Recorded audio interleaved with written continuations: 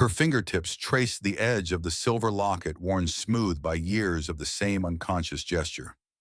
Eleanor sat motionless by the cabin window, watching how the morning light caught in the water droplets clinging to pine needles outside.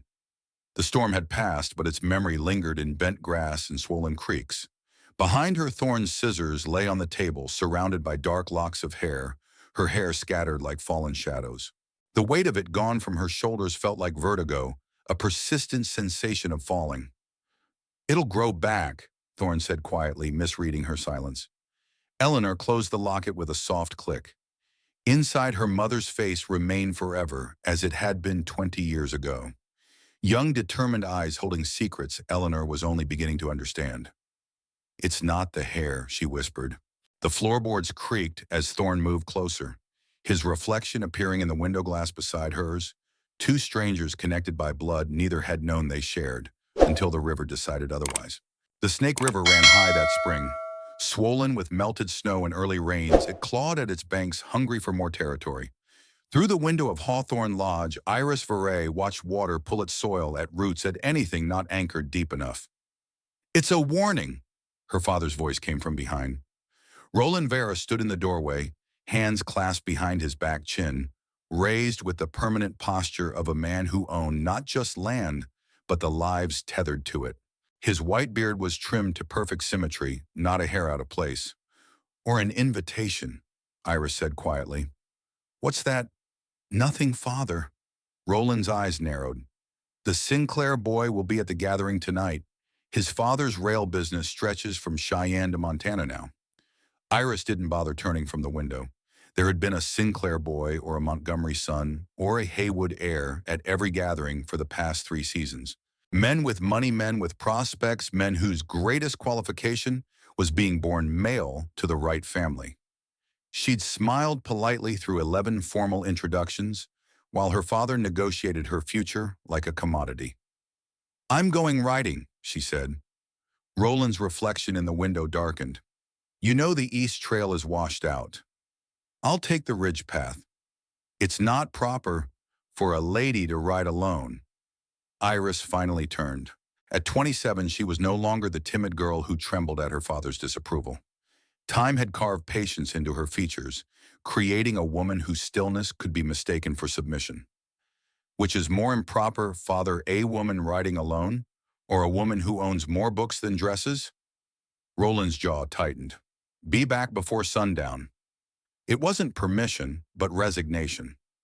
Iris had learned the difference years ago in the spaces between his words. 20 minutes later, she rode away from Hawthorne Lodge, the expansive timber mansion that crowned Bear Valley like a monument to her father's ambition. Beneath her cinder moved with grace that belied his size, a thoroughbred whose coal-black coat gleamed in late morning sun. Around her neck hung the silver locket tarnished from years of her fingertips, tracing its edges containing the only image of her mother she'd been allowed to keep. Iris didn't take the ridge path. Instead, she guided Cinder toward the old western trail, the one her mother had traveled years before the route through the Aspens, where generations of Vara women had ridden before they were Varas, back when they still had choices. The trail narrowed following the river's path. Water crashed against rocks below spray, occasionally reaching high enough to dampen her skirts. She'd worn her riding clothes instead of a proper dress, brown trousers beneath a split skirt, high boots laced tight, her dark hair twisted and pinned beneath a wide-brimmed hat. Even these small rebellions felt like victories. When she reached Widow's Bridge, she should have turned back. The narrow wooden crossing looked worse than she'd expected, planks swollen and warped from weeks of spray. Beneath it, the river churned, angry and insistent. She hesitated, then urged Cinder forward anyway. Somewhere beyond this bridge lay answers her father had hidden for 2 decades. Halfway across, she heard the crack. Time slowed. Cinder's panicked whinny seemed to stretch, elongating into something primal and terrified. The bridge gave way beneath them. Iris felt herself falling, Cinder thrashing beside her. Her fingertips clutched desperately at the silver locket as cold water swallowed them whole. The river was stronger than she'd imagined. It tumbled her mercilessly, her lungs burning for air. A branch struck her shoulder, then her head. Darkness edged her vision. The last thing she saw before consciousness slipped away was a shaft of sunlight penetrating the water's surface, illuminating her mother's locket as it drifted from her grasp. Thorn Emery dreamed of drowning most nights. Not his own drowning, he'd made peace with death years ago, but the drowning of others he couldn't save. Tonight it was the Harrison boy, 10 years old, with gap teeth and freckles. Sometimes it was soldiers from the war, their blood turning river water copper red. Sometimes it was people whose names he never learned. He woke gasping, sweat-drenched sheets twisted around his legs. Pale dawn light filtered through the cabin's small windows. Another day, another chance to fail someone new. Thorn had built the cabin himself 7 years ago, far enough from Junction Creek settlement that visitors were rare accidents rather than expectations. The isolation suited him. After what he'd seen during the war, after what he'd done, crowds made his skin crawl. Here, with only his horses and the occasional injured animal he treated, he could pretend his hands weren't stained with choices he couldn't unmake. That morning, he followed his usual routine. Started the stove-boiled coffee strong enough to scour his insides clean, ate a breakfast of yesterday's biscuits. Then he went to check on the three-legged wolf he'd found in a trap last month. The animal watched him warily from the corner of the makeshift pen he'd built in the barn. "Stubborn old thing," Thorn muttered, setting down fresh water and meat. "You could have died peaceful, but you're too damn hateful to give me the satisfaction." The wolf's amber eyes tracked him. Not grateful, not friendly, but alive. Sometimes that was enough. He spent the morning shoeing his mare Vera, then repairing fence posts damaged in the spring floods. The work was rhythmic and mindless. By midday, his shoulders ached pleasantly, and he'd almost forgotten the nightmare. The river's roar had been background noise all morning, but something changed around noon, a different pitch, a disruption in the pattern. Thorn paused hammer mid-swing and listened. There it was again, a sound that didn't belong. He walked toward the river, careful on the slippery bank. That's when he saw them, horse and rider, caught in the churning water, being dragged toward the rocks downstream. The horse was struggling, powerful legs fighting the current. The rider appeared unconscious, body limp as a rag doll. Thorn didn't hesitate. He'd spent years trying to outrun the past, but some instincts couldn't be unlearned. He shed his coat and boots, waded into the freezing water, and let the current carry him toward them. He reached the horse first, grabbing its bridle and guiding it toward a low section of bank. The animal was panicked but too exhausted to fight him. The rider, a woman he realized with surprise, had one arm tangled in the reins, which had likely saved her from being separated from her mount. Her face was pale lips, tinged blue. With effort, Thorn managed to pull both onto the muddy shore. The horse staggered to its feet, trembling violently. The woman didn't move. Thorn pressed fingertips to her neck and felt a faint pulse. She wasn't breathing. 20 years of medical training took over. He turned her onto her side, pounded her back until water spilled from her mouth, then pressed rhythmically on her chest. "Breathe," he commanded, as though his voice could reach wherever her mind had retreated. "Damn it, breathe." When she finally gasped, drawing a ragged breath that seemed to tear through her body, Thorn felt something loosen in his own chest. He lifted her carefully, noting the fine quality of her riding clothes despite their sodden state. Not a local, then. Someone from one of the wealthy spreads to the north, most likely. He carried her to the cabin, the horse following unsteadily behind.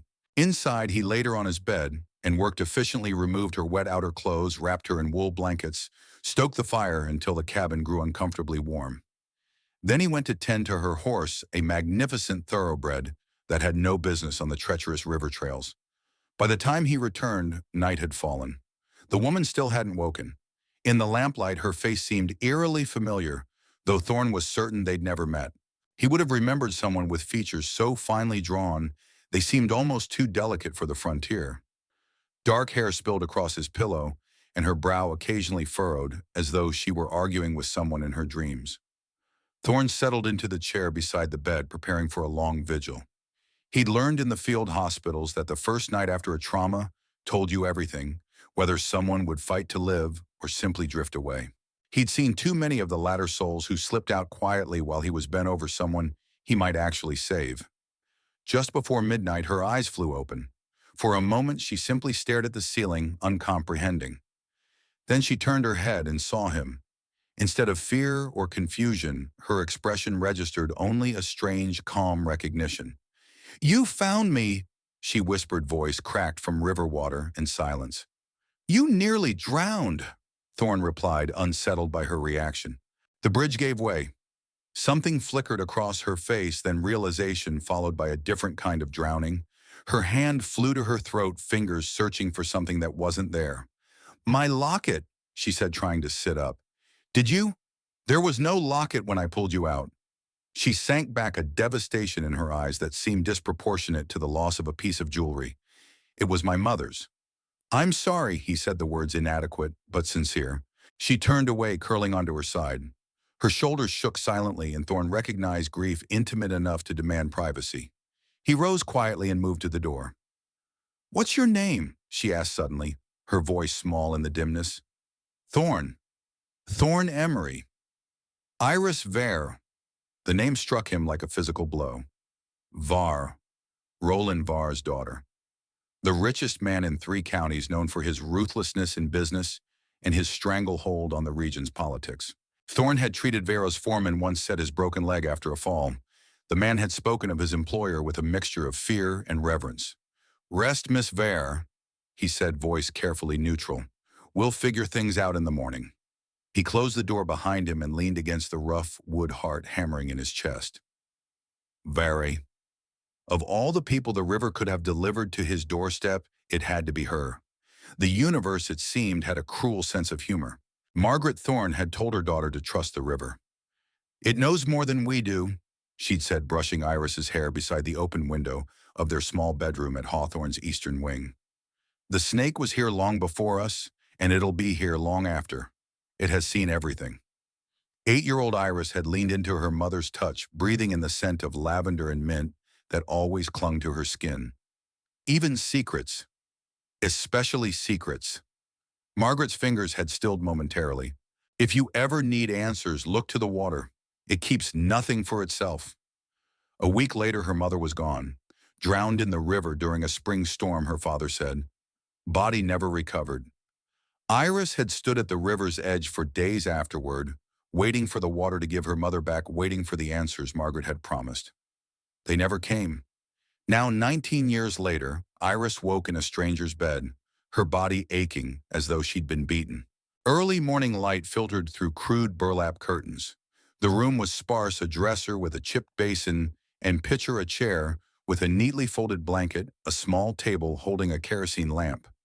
Everything clean but worn like clothing that had been washed too many times. She sat up carefully, wincing at the pain in her ribs. Someone had dressed her in a man's shirt, the sleeves rolled up several times to accommodate her smaller frame. Her own clothes hung by the fire, mostly dry now. The door opened and Thorne Emery entered, carrying a steaming cup. He stopped when he saw she was awake, a wariness in his posture that suggested he expected her to scream or faint or make some other dramatic feminine display. Tea, he said, holding out the cup. Willow bark, for the pain. Iris accepted it, noting the careful way he avoided letting their fingers touch. Thank you, for the tea and for, she hesitated, for not letting me drown. He nodded once, a sharp downward jerk of his chin.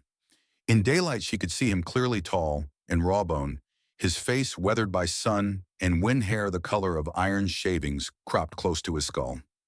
A scar ran from his left temple to his jaw, puckered white against tan skin. Not an old man, she realized, but one who'd seen enough to make his eyes ancient. Your horse is in the barn, he said, shaken up but sound. I'll take you back to Hawthorne once you're able. You know who I am. Var isn't a common name around here. There was something in his tone, not quite resentment, but a knowledge that ran deeper than casual acquaintance. Iris sipped the bitter tea, studying him over the rim of the cup. Have we met before, Mr. Emery? No. The word was clipped, definitive. But you know my father. A muscle twitched in his jaw. Everyone knows your father. Iris set down the cup. Not the way you say his name. Their eyes locked across the small room. Something electric passed between them. Not attraction, but recognition of a shared wariness, like two predators encountering each other in unfamiliar territory. After a long moment, Thorne looked away. I'll give you privacy to dress. When the door closed behind him, Iris rose on unsteady legs. She moved to where her clothes hung, finding them still damp but wearable. As she dressed, she tried to make sense of her situation. The bridge collapse hadn't been an accident. She'd crossed it enough times to know its weaknesses, and it had given way too suddenly, too completely. Someone had tampered with it. Her father's warnings echoed in her mind. The east trail is washed out. He'd known she would ignore him, had expected her to take the ridge path instead. When she hadn't returned by nightfall, had he assumed she was being deliberately disobedient? Or had he already received word of the accident? Iris finished buttoning her blouse, fingers trembling slightly. Outside the small window, she could see a portion of the cabin's yard, a well-tended vegetable garden, a chopping block with neatly stacked firewood, 3 horses grazing in a fenced paddock. Beyond them, the river continued its relentless journey, indifferent to the human dramas playing out along its banks. She thought of her locket, her mother's face preserved in a daguerreotype, smiling with a freedom Iris had never witnessed in life. The river had claimed it just as it had claimed Margaret Vere 2 decades ago. If you ever need answers, look to the water. When she emerged from the bedroom, Thorne was at the stove, his back to her. The cabin's main room was larger than she'd expected, with a stone fireplace, a rough-hewn table with 2 chairs, and shelves lined with books, more books than she'd seen outside her father's library. Medical texts from what she could see alongside volumes of poetry and philosophy. "You're a doctor," she said. He didn't turn. "I was. During the war," his shoulders tensed. "Yes. Confederate or Union? Does it matter?" "I suppose not," she said, though they both knew it did. The war had ended 20 years ago, but his ghost still haunted the territories. He placed a plate on the table, eggs, bacon, a biscuit that looked homemade. "Eat. You'll need strength for the ride back." Iris sat but made no move toward the food. "What if I don't want to go back?" That got his attention. Thorne turned, eyebrows drawn together. "Don't be foolish. Your father thinks I'm dead, most likely." She said it without emotion, a simple statement of fact. "Or hopes I am." "Wahanawi, that's a serious accusation." "Is it you don't know him?" "I know enough." Thorne's voice had an edge now. He busied himself cleaning a pan, scrubbing with more force than necessary. "Roland Vere isn't a man who accepts losses, property, money, or family. Especially when that family is a bargaining chip in his business dealings." Iris finally picked up her fork, pushing eggs around the plate. "He's arranged for me to meet Sinclair's son tonight. Railroad money. Very advantageous merger." Thorne's hand stilled. "You're engaged?" "Not yet, but I will be by month's end if my father has his way." She looked up, meeting his gaze directly. "Unless I disappear. A tragic accident. The river claims another Var woman." "You're talking about faking your death." Disbelief colored his voice. "I'm talking about freedom." Thorne dried his hands with deliberate slowness, then came to sit across from her. His expression was unreadable, but something in his eyes had softened. "Miss Vere, Iris, Iris." He said her name reluctantly, as though the intimacy of it made him uncomfortable. "Forgive me for being blunt, but running away won't solve your problems. Your father has resources, connections. He'd find you, like he found my mother." The words hung between them.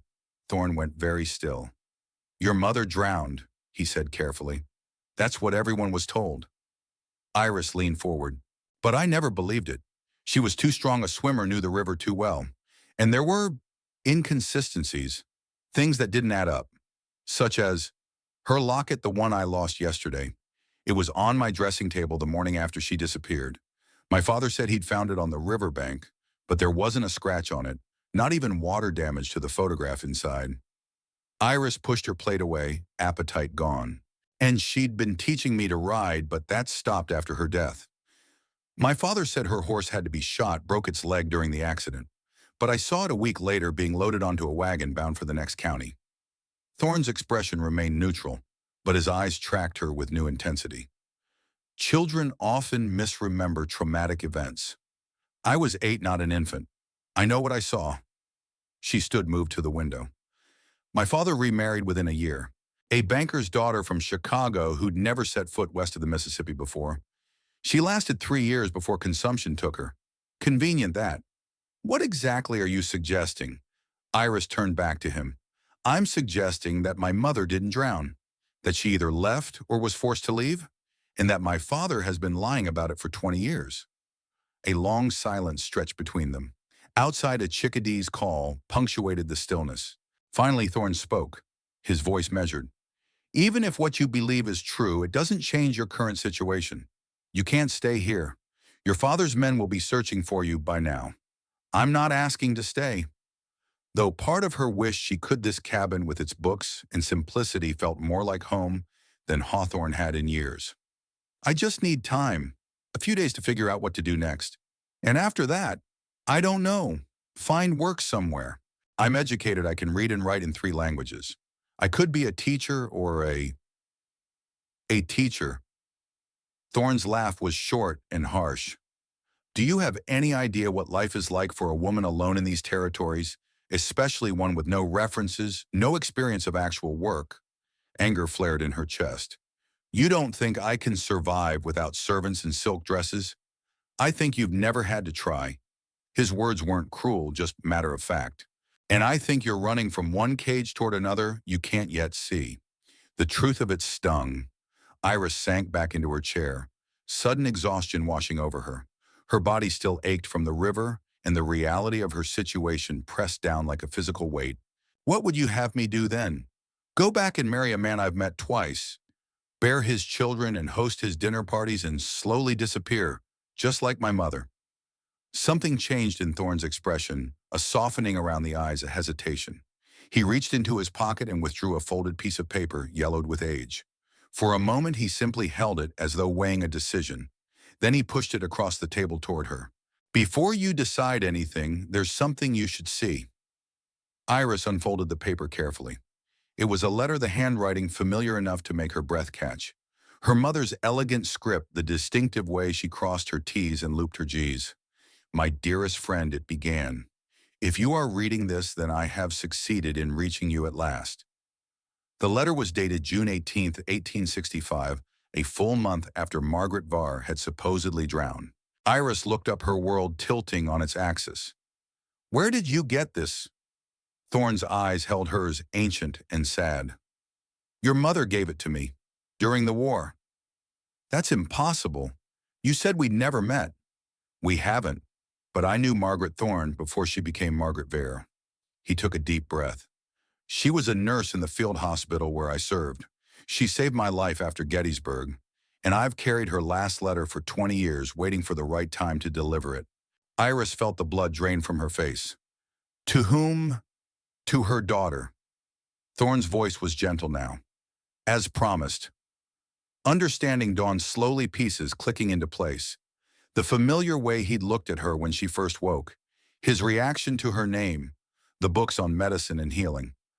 The letter isn't addressed to me, she whispered. No, it's addressed to someone named Eleanor. Thorne's eyes never left hers. Your real name, I believe. The world seemed to stop, suspended in the space between heartbeats. Eleanor, a name she'd heard only in dreams and fragments of memory, too young to be trusted. My father calls me Iris, she said, the words tasting strange on her tongue. Everyone does. Your mother called you Elle. Thorne, no, not just Thorne, she realized, leaned forward. And my name isn't only Emery. It's Thorne Emery Blackwood. The room swayed around her. Eleanor, Blackwood. Names that echoed from somewhere deep in her consciousness, from bedtime stories and whispered lullabies. Who are you? She asked, though part of her already knew the answer. I think, he said quietly, I might be your uncle. The year Thorne turned 19, he watched his sister marry a monster. It had been a grand affair in Charleston, the social event of the season. Margaret Thorne Bell of South Carolina, wed to Roland Varr, heir to cotton fortunes and newly acquired Western territories. Their father had been ecstatic, blind to everything but Varr's wealth and connections. Thorne had seen what others missed, the possessive way Varr touched Margaret, the subtle, controlling comments disguised as compliments, the way her smile dimmed when he entered a room. But she'd gone through with it, duty-bound, and perhaps hopeful that marriage would prove better than courtship. 3 years later, when the war erupted, Thorne enlisted as a doctor with the Union Army. His father disowned him. His mother wept, and Margaret, by then living at Hawthorne Lodge in Wyoming Territory, sent a brief note. Be careful, little brother. Some wars are fought without armies. They lost touch after that, separated by battle lines and family fractures. Until Gettysburg, when she appeared at his field hospital, like an apparition thinner and harder than he remembered, her eyes holding secrets she wouldn't share. "I need your help," she'd said, pressing a letter into his hands. "Promise me you'll keep this safe. Promise you'll find her if I can't." Before he could ask who she meant, a shell had exploded nearby. In the chaos that followed the screams, the blood, the desperate scramble to save those who could be saved, Margaret disappeared. 3 days later, Thorne took a Confederate bullet through his shoulder. The wound festered, nearly killed him. By the time he recovered enough to read her letter, months had passed. Now, 20 years later, he watched his niece Eleanor, not Iris, reading her mother's words. Her face was a mirror of Margaret's, the same stubborn chin, the same calculating intelligence behind her eyes. But there was something else there too, a hardness Margaret had lacked at that age, a defensive armor forged by years of Roland Vare's influence. "She ran away," Eleanor said finally, looking up from the letter. "She didn't drown. She escaped." Thorne nodded. "After the war, I tried to find her. Traced her as far as Missouri, then lost the trail. A woman traveling alone in those days." He shook his head. "Easy to disappear. Easier still to be disappeared." "You think my father found her?" "I think Roland Vare doesn't forgive betrayal." Thorne rose, moved to the window. The weight of old guilt pressed down on him. "I should have come for you sooner, but by the time I recovered enough to travel, you were 10 years old. Var had remarried. The story of Margaret's drowning was accepted fact, and I had no legal claim, no proof beyond a letter that could have been forged. So you settled nearby instead, close enough to watch." Thorne turned back to her, surprised by her perception. "Yes, I bought this land 7 years ago. Kept my head down, treated animals instead of people. Occasionally heard news of Hawthorne and its heiress. All this time," her voice was hollow, "all this time I had family, real family." The accusation stung, though he deserved it. "I tried once, you know. Rode to Hawthorne 5 years ago, asked to see you. Your father's men turned me away. Said Miss Vare wasn't receiving visitors, especially not vagrant doctors with questionable loyalties." She was silent for a long moment, absorbing this. Then, "Why Emery? Why not use your real name?" "Blackwood was a Union name by then. Not welcome in these parts." He shrugged. "And Emery was my mother's maiden name. It felt right somehow." Eleanor carefully refolded the letter, her movements deliberate. When she looked up, her eyes were dry, her expression composed. "The bridge collapse wasn't an accident, was it?" The question caught him off guard. "What?" "My father arranged it." It wasn't a question this time. "Just like he arranged my mother's disappearance." "You can't know that." "Can't I?" She stood, a new energy animating her. "He warned me specifically about the East Trail being washed out. He expected me to take the ridge path instead. When I didn't come home, he would have sent men looking for me there first. By the time they searched the river, any evidence of tampering would be washed away." Thorne frowned. "Why would he want to harm you? You're his heir. I'm his property." The bitterness in her voice was palpable. "And lately I've been difficult to control. I've refused 3 matches already. The Sinclair boy is the 4th. Father needs this alliance. Their railroad cuts through our northern pastures. Without a marriage, he'd have to negotiate fair payment for the land. That's a long way from murder." "Is it he did it to my mother?" The accusation hung in the air between them. Thorne wanted to deny it, to defend the man his sister had married, not out of any loyalty to Var, but because the alternative was too horrific to contemplate. If Roland had killed Margaret. "The letter doesn't say she feared for her life," he said carefully. "Only that she needed to leave. She would have come back for me if she could." Eleanor's voice broke slightly. "She wouldn't have left me there unless she had no choice." Thorne couldn't argue with that. Margaret had adored her daughter, had spoken of her constantly during their brief reunion at Gettysburg. "She has your eyes," she told him, "and your stubbornness. Too smart for her own good." "What will you do?" he asked finally. Eleanor looked down at the letter, then at the window where the river was visible in the distance. Something shifted in her expression, grief transforming into resolve. "I need to know what happened to her. The real story, not my father's lies." She met his gaze directly. "Will you help me?"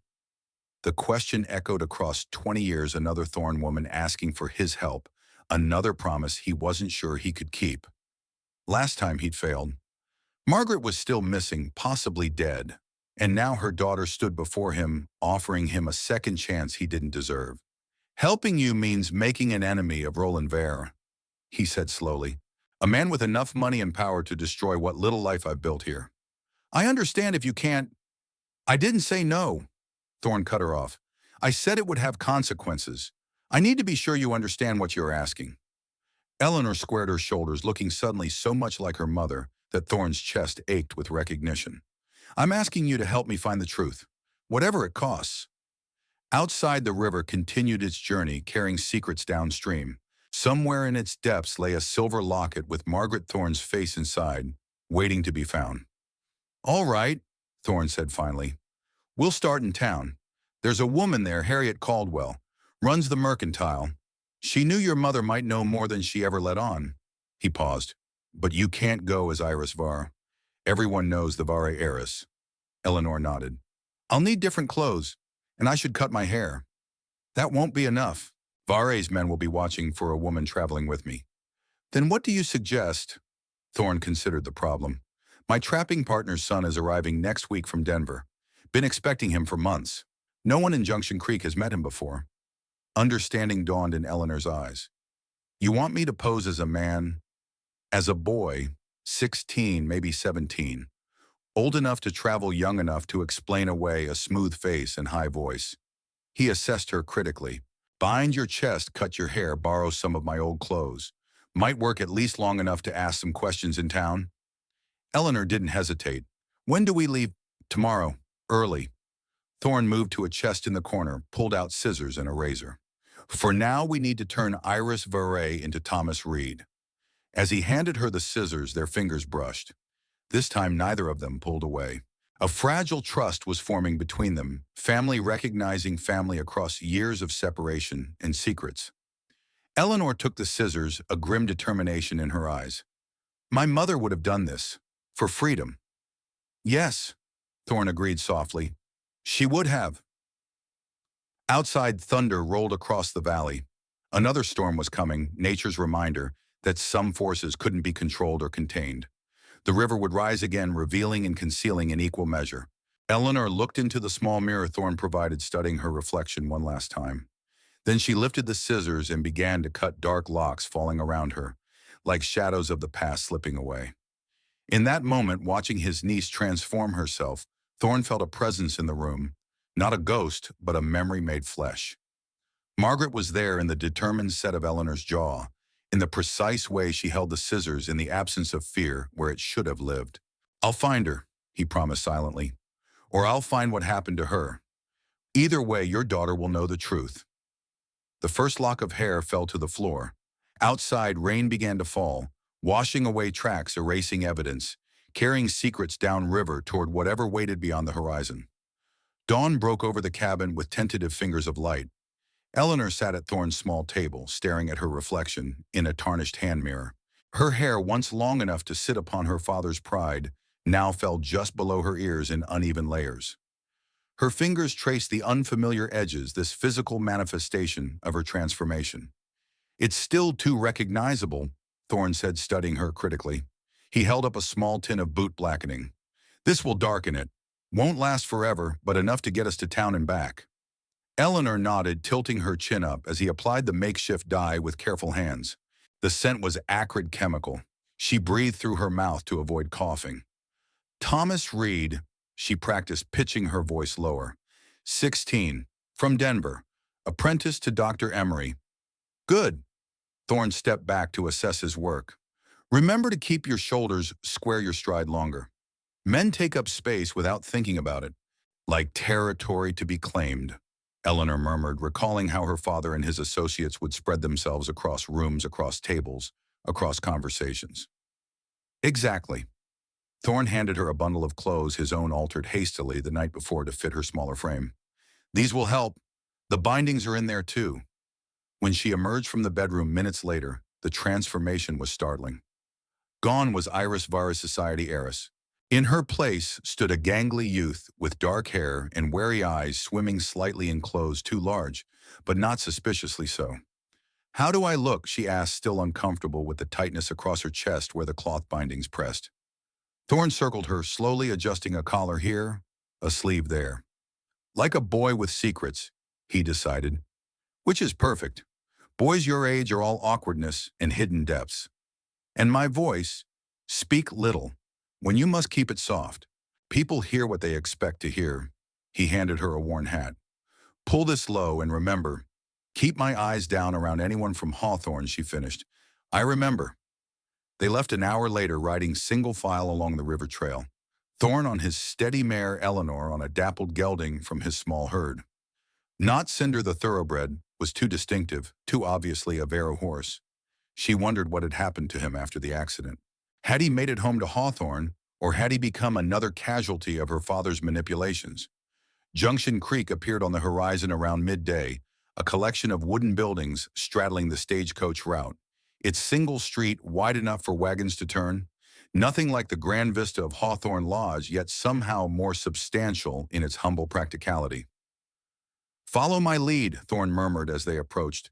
Don't speak unless necessary. They rode directly to Caldwell's Mercantile, a two-story clapboard building with a covered porch and windows displaying everything from ladies' hats to hunting rifles. As they dismounted, a middle-aged woman emerged, wiping her hands on a flour-dusted apron. Dr. Emery, she called her tone friendly but cautious. Didn't expect to see you in town so soon after the floods. Mrs. Caldwell, Thorne nodded respectfully. Roads are clearing. Thought I'd restock before the next deluge. The woman's sharp eyes moved to Eleanor, narrowing slightly. And who's this? My sister's boy, Thomas. Thorne placed a hand on Eleanor's shoulder. Come to learn the trade. Harriet Caldwell studied Eleanor with unsettling intensity. Funny, she said after a moment. You didn't mention expecting family. Wasn't expecting him. Thorne's tone remained even. Arrived last week from Denver. His mother thought country air would improve his constitution. Eleanor kept her gaze lowered, heart-hammering against her bindings. Would this woman, this stranger, be the one to expose their deception before it had properly begun? Well, Mrs. Caldwell smoothed her apron. Any family of the doctors is welcome here. Come inside, both of you. You must be hungry after the ride. The interior of the Mercantile smelled of coffee, tobacco, and the peculiar melange of dry goods stored in close proximity. Eleanor followed Thorne past shelves stocked with everything a frontier town might require through a door at the back into private quarters. A small kitchen opened before them, table already set for the midday meal. Sit, Mrs. Caldwell instructed, gesturing to the chairs. Thomas, you're thin as a rail. Denver air must not have agreed with you after all. Eleanor sank into a chair, keeping her movements deliberate, masculine. Yes, ma'am. Mrs. Caldwell raised an eyebrow at the softness of her voice but made no comment. Instead, she turned to Thorne. You've heard the news, I expect. What news? Hawthorne's in an uproar. Iris Vare is missing, presumed drowned. They found her horse half dead down by Cooper's Bend 3 days ago. She set bowls of stew before them with practiced efficiency. Roland's offering a reward for information, $500. Has men searching up and down the river? Eleanor stared at her bowl, unable to look up, for fear her expression would betray her. $500 was a fortune in the territory, enough to tempt even the most honorable citizen. Terrible business, Thorne murmured, breaking off a piece of cornbread. Any sign of the young lady herself? None. Though there's talk she might have run off deliberately. Mrs. Caldwell slid into a chair across from them. She was set to meet the Sinclair boy that evening, another of Roland's arrangements. The casual reference to her father by his first name caught Eleanor's attention. Few people in the territory would speak of Roland Vare with such familiar disdain. She risked glancing up and found Mrs. Caldwell watching her directly, something knowing in her gaze. Harriet, Thorne said carefully, my nephew and I came for supplies, not gossip. Did you now? Mrs. Caldwell's voice had changed, lowered to barely above a whisper. Funny thing about that river. They say it never gives up its secrets, but I've always found it more inclined to return what truly matters. She leaned forward. Your eyes are exactly like your mother's, Miss Vare. Eleanor froze, panic rising in her throat. Thorne's hand moved to his belt, where Eleanor knew he kept a small derringer. You misunderstand, Mrs. Caldwell continued calmly. I'd sooner cut out my tongue than betray Margaret Thorne's daughter.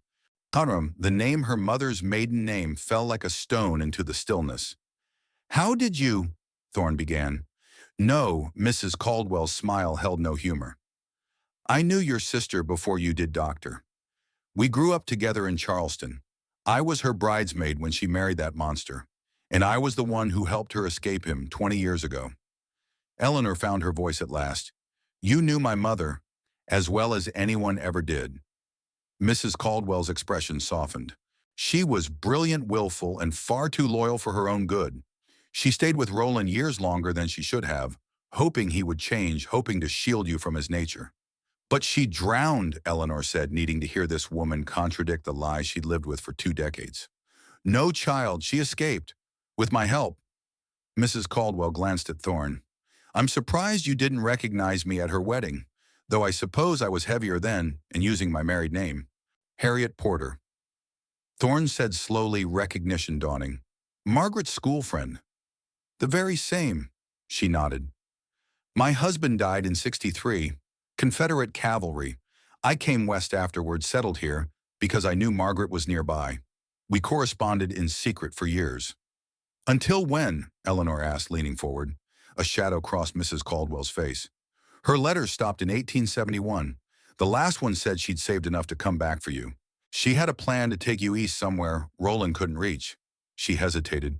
When I didn't hear from her again, I feared the worst. That he'd found her?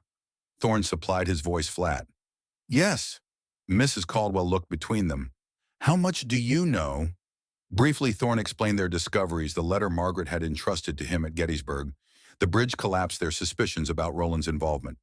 Mrs. Caldwell listened without interruption, her expression growing grimmer with each revelation. So now you're what investigating? She asked when he finished. With Roland's men searching every inch of the territory for his daughter, we need to know what happened to my mother, Eleanor said firmly. Whether she's alive or... She couldn't complete the thought. Mrs. Caldwell studied her for a long moment. You have her determination and her blindness to danger.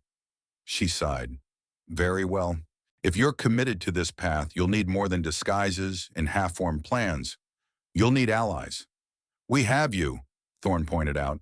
And Samuel Reynolds, Mrs. Caldwell added, the lawyer who handled Margaret's affairs after she left.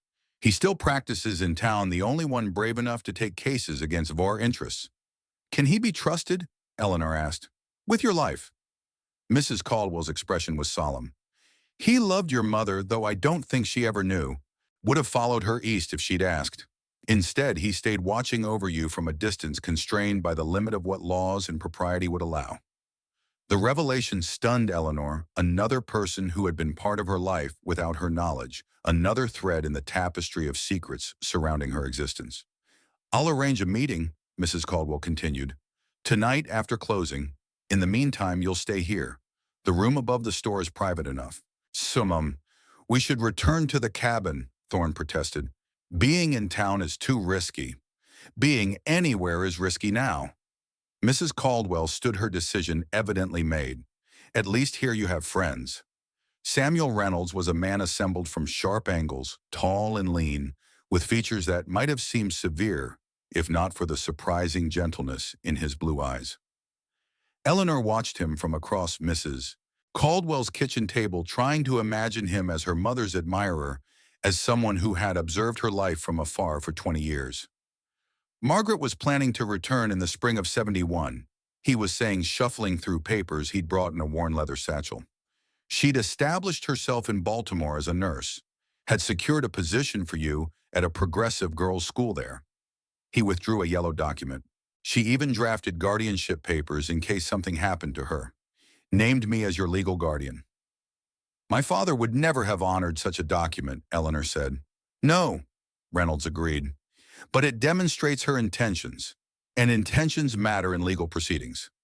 Thorne leaned forward. Are you suggesting we take this to court against Roland Varr? Eventually, not yet. Reynolds tapped the papers thoughtfully. First, we need more evidence. Proof that the bridge collapse wasn't accidental. Proof that Margaret's disappearance in '71 was Roland's doing. How do we get that? Eleanor asked. Financial records would be the most compelling. Roland keeps meticulous accounts. If he hired someone to find Margaret to sabotage the bridge, There would be a record somewhere. Those records would be at Hawthorne, Thorne pointed out. In his study, we can't exactly walk in and ask to see them. No. Reynolds' gaze moved to Eleanor. But Thomas Reed might be able to secure employment there. As a stable hand, perhaps. The Viray operation is always short-handed. Eleanor straightened. You want me to go back as a servant in my own home? It's our best chance. No one would look twice at a stable boy.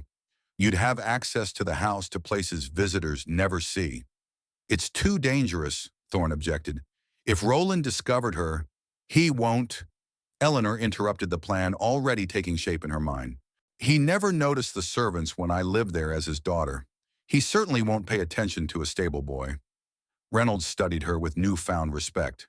It would only be for a few days, just long enough to locate the records. And then what? Thorne demanded. We still have no legal standing. Even with evidence, Roland has the courts in his pocket. Not all of them. Reynolds' expression hardened. Judge Barrett is new to the territory appointed directly from Washington. He has no ties to local interests, a reputation for incorruptibility. If we present our case to him with sufficient evidence, he could order an investigation, Mrs. Caldwell finished, one even Roland couldn't quash. The plan was audacious, perhaps foolhardy, but as Eleanor considered the alternatives, running forever, living under assumed names, never learning her mother's fate, she found her resolve hardening. I'll do it, she said, cutting through Thorne's continued objections. When or ought tomorrow, Reynolds decided. I'll make inquiries about employment opportunities at Hawthorne first thing in the morning. By afternoon, you should be able to present yourself at the stables. Just like that. Won't they be suspicious of a boy appearing out of nowhere? Drifters come through Junction Creek every day. Boys looking for work are common enough, especially with spring planting season approaching. Reynolds' gaze was steady. The disguise only needs to hold for a few days. Suck it. Later, as they prepared for sleep in the small room above the store, Thorne continued to protest. This is madness, he insisted, pacing the confined space. You're walking straight back into the lion's den. I lived in that den for 20 years. Eleanor reminded him, adjusting the makeshift pallet Mrs. Caldwell had arranged on the floor. I know it's every corner, every shadow, but never as prey. Thorne stopped pacing, his expression tormented. If anything happened to you, nothing will happen. She reached for his hand, squeezing it briefly. I need to do this, not just for the evidence, but for myself. To face Hawthorne on my terms, not his. Thorne studied her face for a long moment, then nodded reluctantly. Your mother would have done the same thing, that same reckless courage. He sighed. At least take this. He pressed a small knife into her palm. Keep it hidden but close. Eleanor accepted it, the weight unfamiliar but somehow reassuring. I won't need it. Pray you don't, Thorne agreed, but have it anyway. Morning brought a steady rain that turned Junction Creek's single street to mud. Eleanor donned her disguise with greater confidence than before, the binding across her chest now familiar, the loose clothing, a kind of freedom she'd never experienced in corsets and petticoats. Reynolds arrived as promised, bringing news of a position available at Hawthorne Stables. The foreman's expecting you, he explained. Said they lost 2 hands to a logging operation up north. They're desperate enough not to ask too many questions. What name should I give? Eleanor asked, adjusting her cap lower over her darkened hair. Thomas Reed, as planned. Say you're from Denver, originally worked with horses at a livery there. Keep it simple. The less detailed the lie, the easier to maintain. And if they ask for references, tell them your previous employer died of fever. Untraceable, but plausible enough. The ride to Hawthorne took less than an hour, but to Eleanor it felt like crossing into another country. The familiar landscape transformed with each mile, not physically, but in meaning. The creek where she'd played as a child, the lightning-struck oak where she'd read books in summer, the rise where wildflowers bloomed each spring, all now landmarks in a foreign territory she was entering under false pretenses. When the main house came into view, she faltered momentarily. Hawthorne Lodge loomed against the gray sky, its timber walls and wide verandas, both intimately familiar and utterly strange. Smoke rose from 3 chimneys. Windows glowed with lamplight against the dreary day. A place she had once called home, now a fortress to be infiltrated. Remember, Reynolds murmured beside her, confidence but not arrogance. You're grateful for the work, eager to prove yourself, but not desperate enough to seem suspicious. I know. Eleanor straightened her shoulders, adopting the posture Thorne had taught her. I was born for this role, quite literally. Reynolds smiled tightly. I'll be at the creek if you need me. Mrs. Caldwell can get word to me day or night. 3 days, Eleanor promised. If I haven't found anything by then, I'll leave with whatever I have. Be careful. Roland returned from Cheyenne last night. He's at the house. The knowledge sent a cold shiver down Eleanor's spine. She had imagined her father still away on business, had hoped to avoid a direct confrontation. But perhaps this was better with Roland present. Everyone would be focused on pleasing him, too busy to pay attention to a new stable hand. They parted at the crossroads, Reynolds continuing toward town, while Eleanor turned down the service path that led to Hawthorne's outbuildings. The stables stood 100 yards from the main house, a long, low structure of sturdy timber, with a hayloft above and paddocks extending behind. As she approached, a man emerged from the wide doors, squinting through the rain. You read, he called. Eleanor nodded, keeping her chin tucked. Yes, sir. Heard you needed hands. The man Simmons, the head groom, looked her up and down with obvious skepticism. You're younger than I expected. Ever mucked a stall before? Yes, sir. Worked at Peter's Livery in Denver 3 years. Simmons seemed unconvinced, but not suspicious. We'll see. $5 a month room in the bunkhouse, meals with the other hands. Dawn to dusk with every other Sunday free. Think you can handle that? Yes, sir. Eleanor's heart raced beneath her bindings. She was in the first hurdle cleared. Start with the end stalls. They need fresh straw and a good cleaning. After that, check in with me for your next task. For the next several hours, Eleanor worked harder than she ever had in her life. The physical labor, mucking stalls, hauling water, carrying feed, left her muscles screaming in protest. But there was also a strange satisfaction in the work and seeing immediate results from her efforts. No embroidery frame had ever given her such concrete evidence of accomplishment. By afternoon, she had established a routine, finding ways to compensate for her lesser strength with efficiency and care. The other stable hands, 3 men ranging from their 20s to their 50s, largely ignored her, accepting the newcomer with minimal interest. It was nearing dusk when her first real test arrived. Eleanor was brushing down a bay mare when the stable door swung open and Roland Vare strode in, accompanied by his foreman, and a man Eleanor didn't recognize, expensively dressed with the arrogant bearing of old money. Finest bloodlines west of the Mississippi, Roland was saying, gesturing toward the stalls. I've imported stock from Kentucky, even England. The Vare breeding program is unmatched in the territories. Eleanor kept her head down her back to the approaching men, continuing her work with deliberate focus. But her body had gone cold with recognition, her father's voice unchanged by the years, or her altered perspective still carried that same blend of charm and underlying steel. Impressive, the stranger commented, particularly given the challenges of establishing such an operation so far from civilization. Roland laughed. The distance has advantages. Less competition, more space, and land nearly for free if you know how to acquire it. They moved past Eleanor without a glance, continuing down the row of stalls toward the prized thoroughbreds at the far end. She released a breath she hadn't realized she was holding, her hands trembling slightly as she resumed brushing. Boy! The sharp command froze her in place. Fetch a lantern. It's getting too dark to properly appreciate these animals. Eleanor turned slowly, keeping her gaze lowered. Yes, sir. For a terrible moment, she thought her father would recognize her, would see through the dirt and disguise to the daughter he'd controlled for so many years. But Roland's eyes passed over her without interest, already returning to his conversation with the visitor. She retrieved a lantern from the tack room, lit it with shaking hands, and brought it back to where the men stood. Roland accepted it without acknowledgement, continuing his sales pitch about a promising colt. Eleanor retreated to the shadows, heart hammering. Has there been any news about your daughter? The visitor asked as they moved toward the stable doors. I heard the most distressing rumors in Cheyenne. Roland's expression darkened momentarily. Nothing certain. We've expanded the search up and down the river. I've offered a substantial reward. Such a tragedy. And right before her engagement, I understand, yes, the Sinclair match would have been advantageous.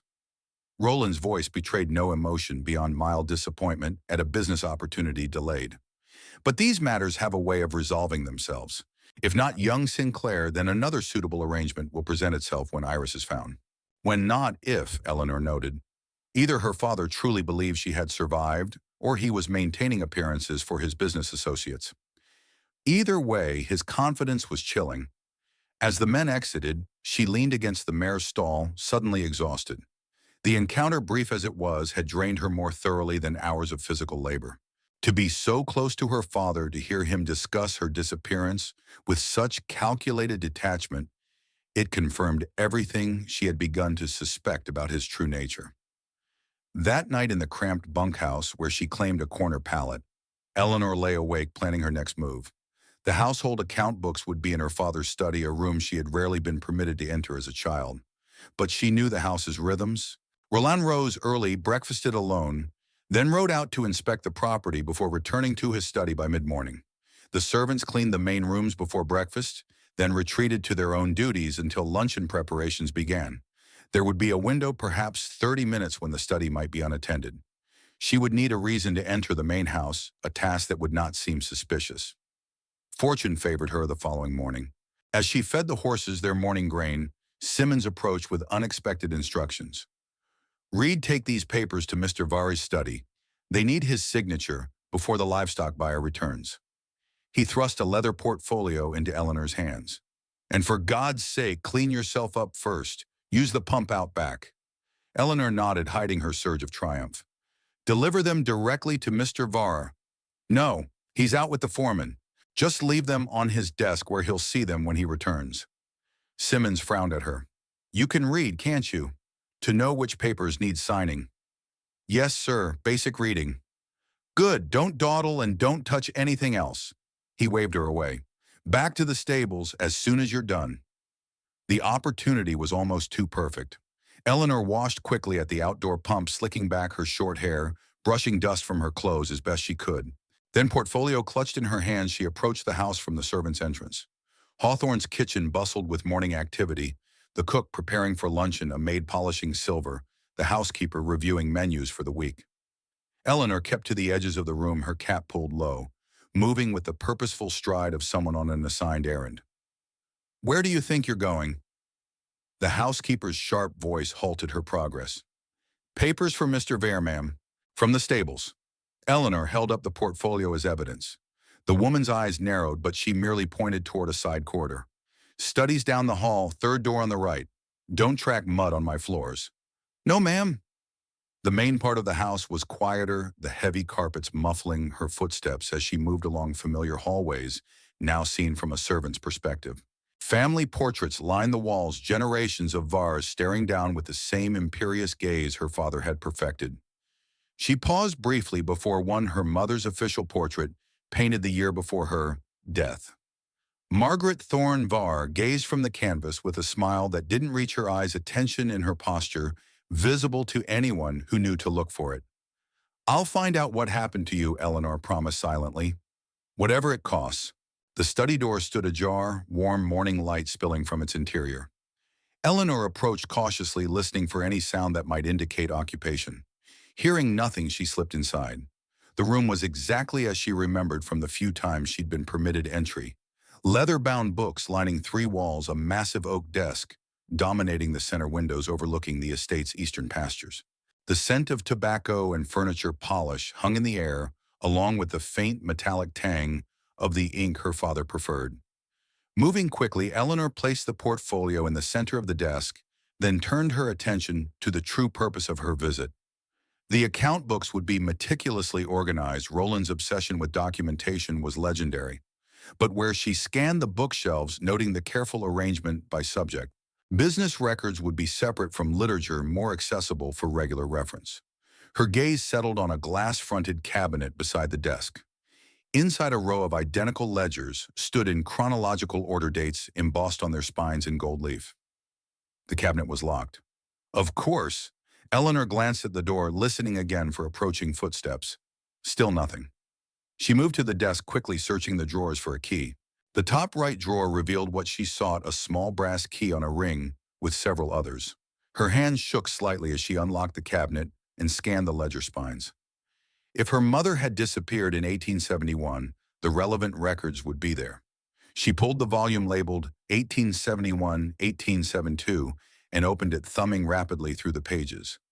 Roland's handwriting was as precise as everything else about him, each entry dated, categorized, and annotated with meticulous care. Eleanor skimmed the pages looking for anything unusual, any payment that might indicate hired men or confidential services. July 17, 1871. The entry jumped out at her: professional services rendered C. Webb, $1,000, an enormous sum for that time, with no further explanation. She continued scanning. August 3rd, additional expenses, C. Webb, $500. August 29th, final payment, C. Webb, $1,500 plus expenses, 3 entries totaling over $3,000, more than most men earned in years. Who was C. Webb, and what professional services commanded such payment? The answer came 2 pages later in a smaller entry dated September 10th. Travel expenses, Baltimore, Cheyenne prisoner transport. Prisoner transport. The words sent ice through Eleanor's veins. Her mother had been in Baltimore. Her mother had last written in early July 1871, and in late July, Roland had paid someone named Webb $1,000 for professional services. Eleanor's fingers trembled as she pulled out the ledger for 1872, 1873. Similar entries appeared quarterly: Maryland Asylum for Women Patient Care, $250. 4 times a year, every year, continuing through multiple ledgers until 1885. Patient care. Asylum. The truth crystallized with horrible clarity. Her mother hadn't died in 1871. She'd been captured on Roland's orders, institutionalized under a false name, kept prisoner for 14 years. The sound of voices in the hallway jolted Eleanor from her horrified trance. She hastily replaced the ledgers, locked the cabinet, and returned the key to the drawer. Just as she straightened, the study doors swung fully open.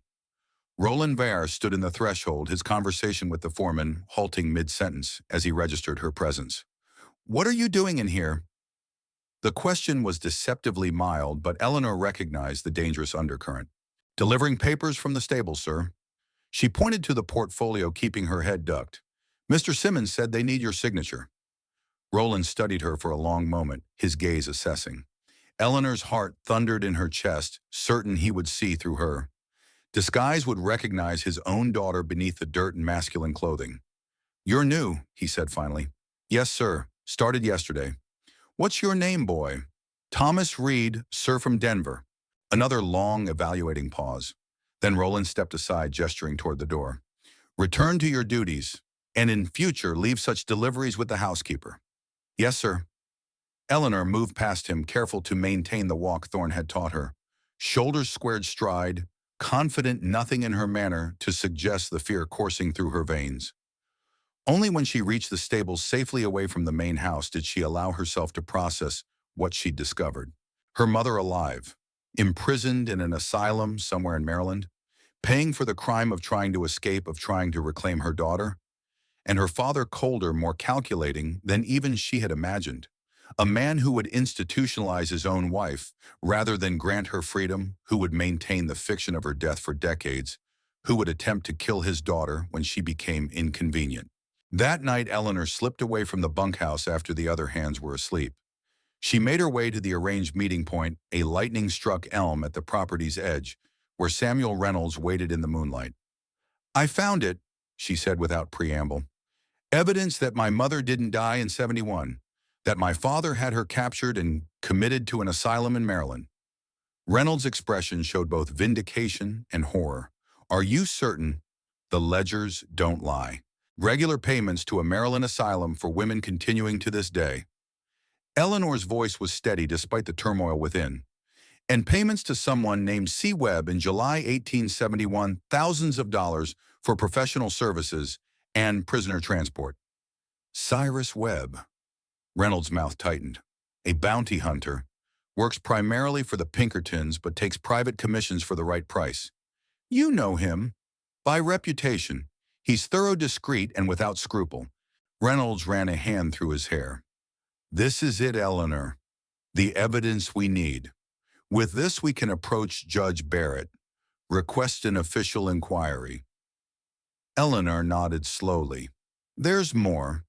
I found records of payments to someone named Mercer 2 days before my accident at the bridge.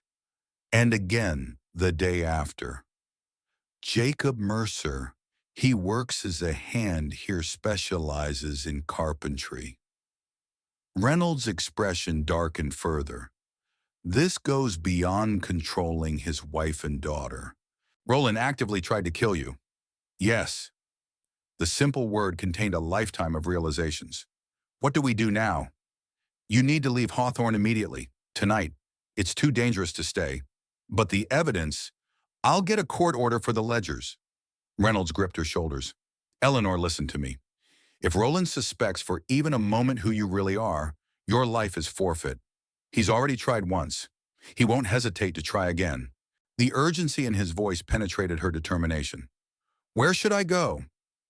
Back to Junction Creek. Thorne and Mrs. Caldwell are waiting. He hesitated. From there, we'll need to move quickly. Once we petition the court, Roland will know you're alive. His reaction will be unpredictable. You mean violent? I mean desperate. A desperate man with his resources is the most dangerous opponent imaginable. Eleanor glanced back toward Hawthorne Lodge, its windows glowing warmly against the night sky. For 20 years, it had been her prison and her home. Now it represented something else entirely, the physical manifestation of her father's lies, his control, his willingness to destroy lives to maintain his own power. I'll go, she said finally, but not because I'm afraid of him, because I need to find my mother. Reynolds nodded, a new respect in his eyes. Your horse is tethered behind those trees. Ride directly to Mrs. Caldwell's. Don't stop for anything. As Eleanor mounted the borrowed mare, a strange calm settled over her. The truth, partial, terrible, but truth nonetheless, had changed everything. She was no longer Iris Very, heiress to Hawthorne.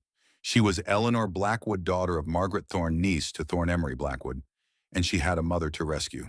Samuel, she said, using his first name for the first time. Thank you for watching over me all these years, for helping now. He looked up at her, moonlight casting shadows across his face. I made a promise to your mother that if anything happened to her, I would protect you. His voice softened. But I would have done it anyway. Eleanor nodded, understanding the depth of feeling behind his simple words. Then she turned the horse toward Junction Creek, toward allies and plans, and the beginning of justice long delayed. Behind her, Hawthorne Lodge receded into darkness, its secrets exposed at last to the light of truth, like a river revealing treasures long buried beneath its surface. The day of the trial dawned gray and heavy with unshed rain. Junction Creek had never seen such a spectacle.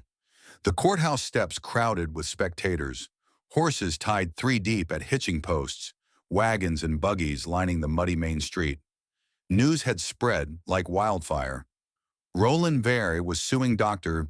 Thorne Emery for kidnapping and conspiracy, the territory's wealthiest man versus a reclusive doctor. What no one discussed openly was the woman at the center of it all. Iris Vare, whether victim or willing participant, had become something mythic in the 3 weeks since her disappearance. Some said she'd drowned like her mother. Others claimed she'd run away with a secret lover. The most scandalous whispers suggested she'd gone mad, driven to delusion by too much education and not enough proper society. Eleanor stood before the small mirror in Harriet's back room, adjusting the high collar of the midnight blue dress she'd borrowed. Her newly cropped hair had been styled as fashionably as possible, though it still fell just below her ears in a way that would have been considered shockingly modern in more refined circles. She hardly recognized herself. This stranger with sharp cheekbones and determined eyes was neither Iris Vare nor Thomas Reed, but someone entirely new. You don't have to do this, Harriet said from the doorway, arms folded across her chest. The older woman's face was lined with worry. There's still time to leave. I have friends in Colorado who would take you in. Eleanor shook her head. He would never stop looking. You know that. Then let me testify instead. I can tell them what I saw. And he would destroy you. Eleanor turned to face her. Your store, your reputation, everything you've built here. I won't let that happen. Harriet's mouth tightened into a thin line. She crossed the room and clasped Eleanor's hands in her weathered ones. Your mother was my dearest friend. I couldn't save her. At least let me try to save you. The words twisted something in Eleanor's chest, grief and gratitude in equal measure. Over the past weeks, Harriet had become more than an ally. She'd become the maternal figure Eleanor had spent years longing for. Her quiet strength and practical wisdom had filled gaps Eleanor hadn't known existed. You already have saved me, Eleanor said softly, by telling me the truth. Truth that had arrived in fragments during long nights at Harriet's kitchen table. Margaret Thorne Vere had not drowned. She'd come to Harriet the night before her accident, bruised and desperate, with a plan to escape her increasingly violent husband. Harriet had helped her stage the drowning, had given her money and clothes for the journey east. They'd corresponded in secret for years until Margaret's letters suddenly stopped in 1871. The mystery of her mother's fate still haunted Eleanor, but today's battle was more immediate. Today she would face her father across the courtroom and reclaim her name, both names. A knock at the outside door interrupted their moment. Harriet squeezed Eleanor's hands once more, then went to answer it. Samuel Reynolds entered, removing his hat, his usually jovial face solemn. It's time. The courthouse is filling up. Eleanor nodded, gathering her courage along with the small leather portfolio containing her evidence. Has there been any word from the marshal about Sheriff Walton? Nothing concrete, but 2 more witnesses have come forward claiming they saw Thorne tampering with Widow's Bridge the day before your accident. Samuel's expression darkened. Paid testimony, obviously, but the judge may not see it that way. And the letters? The court clerk has them secured. Judge Barrett insisted they remain sealed until the hearing. Eleanor took a deep breath. The letters, her key evidence, had been retrieved from a hiding place beneath a floorboard in her mother's old sewing room at Hawthorne. Years of correspondence between Margaret and Harriet, documenting Roland's escalating cruelty and Margaret's fears for her daughter's safety. Eleanor had taken an enormous risk returning to the estate to find them, but without them, it would be her word against her father's. How is Thorne? She asked. Samuel's hesitation told her everything. They're keeping him isolated. Roland's men have been spreading rumors that he's unstable, dangerous even, playing up his war record, claiming he has violent episodes. Anger flared hot in Eleanor's chest. Her uncle had been arrested the day after their confrontation with Roland at the Caldwell store. The charges, kidnapping, false imprisonment, conspiracy, carried penalties severe enough to see him hanged. She'd narrowly escaped arrest herself, only because Sheriff Walton, an old friend of Thorne's, had warned them in time for her to flee to Harriet's home. Remember the plan, Samuel said, his voice low and urgent. No matter what happens in there, no matter what Roland says or does, stick to the facts. Don't let him provoke you into an emotional response. I know. Eleanor straightened her spine, lifted her chin. I've been preparing for this confrontation my entire life. Samuel studied her concern, evident in his eyes. Just be careful. Roland Vere didn't get where he is by playing fair. Outside, the courthouse bell began to toll, signaling the start of proceedings. Eleanor picked up her gloves, drawing them on with deliberate precision. Fair doesn't matter anymore, she said. Only the truth does. The territorial courthouse of Junction Creek normally hosted mundane cases, property disputes, drunken disorderlies, the occasional horse thief. Today it strained under the weight of its unexpected celebrity. Every bench was filled with onlookers crowding the back wall and spilling out the doors. The air inside was thick with sweat perfume in anticipation. Eleanor felt the collective gaze of the room as Samuel escorted her down the center aisle. Whispers followed in her wake. That's her, Vari's daughter. Look at her hair. Scandalous. At the prosecution table sat Roland Vare, immaculate in a tailored black suit, silver watch chain gleaming across his vest. Beside him, District Attorney Miles Holloway shuffled papers with affected importance. Neither looked up as Eleanor passed. On the defense side, a harried-looking, court-appointed lawyer named James Finch waited. He'd been assigned to Thorne's case just 3 days earlier, After Roland's influence had mysteriously caused the previous defense attorney to withdraw, Eleanor had met with him only once, long enough to know he was out of his depth, but honest enough to try. She took her seat beside him, ignoring the murmurs that followed. "Where is my uncle?" she whispered. "They're bringing him in separately," Finch replied. "Judge's orders." Before she could respond, the side door opened, and Thorne was led in by two deputies. Eleanor barely contained her gasp. In the 2 weeks since his arrest, her uncle had aged years. His face was gaunt, beard, untrimmed clothes hanging loose on his frame, but his eyes, when they met hers, remained clear and steady. "All rise," the bailiff called. "The Territorial Court of Wyoming is now in session, the Honorable Judge William Barrett presiding." The judge entered, a thin man with spectacles and a permanently furrowed brow. He took his seat, surveyed the packed courtroom with obvious displeasure, then nodded to the bailiff. "Case number 1735, the Territory versus Thorne Emery, on charges of kidnapping, false imprisonment, and conspiracy. District Attorney Holloway for the prosecution, Mr. Finch for the defense." Holloway rose immediately. "Your Honor, given the serious nature of these crimes and the defendant's history of unstable behavior, we request that he remain in restraints during these proceedings." "Objection!" Finch stood so quickly he knocked his chair backward. "My client has no history of violence in this community. He's a respected doctor who served honorably during the war." "On the wrong side," someone muttered from the gallery. Judge Barrett banged his gavel. "There will be order. Mr. Emery may remain unrestrained, but the deputies will stay close. Proceed with opening statements." Holloway approached the jury box with practiced confidence. "Gentlemen of the jury, this case is simple. Dr.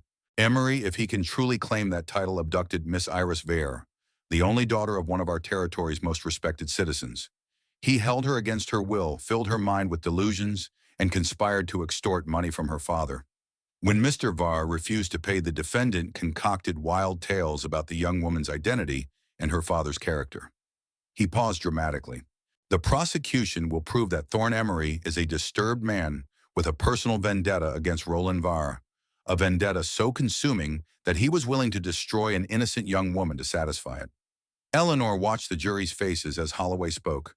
12 men, ranchers, shopkeepers, a bank clerk, all listening intently, some already nodding in agreement. Junction Creek was a small community where Vare influence ran deep. Her father owned the bank, where 3 of them held mortgages. Another 4 worked land that bordered Vare property. Impartiality would be a fiction. When Finch rose for the defense, his nervousness was palpable. "Gentlemen, this case is not what it appears. My client did not kidnap Miss Vare. He saved her life after an accident at Widow's Bridge, an accident that evidence suggests was not accidental at all." His voice gained strength as he continued. "We will show that Roland Vare has engaged in a pattern of deception spanning decades, beginning with the disappearance of his first wife, Margaret Thorne Vare.